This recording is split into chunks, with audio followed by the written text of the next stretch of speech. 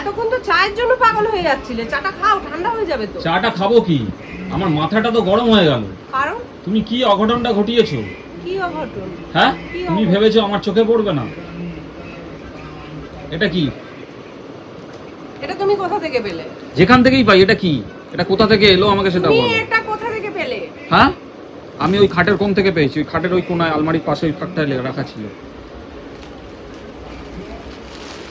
হ্যাঁ, যা ঘটিয়েছি ঘটিয়েছি, তোমার জানার তো দরকার নেই।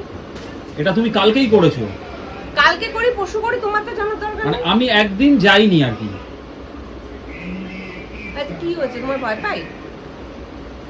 ভয় তো পাই না আমি। তুমি বলনি কেন?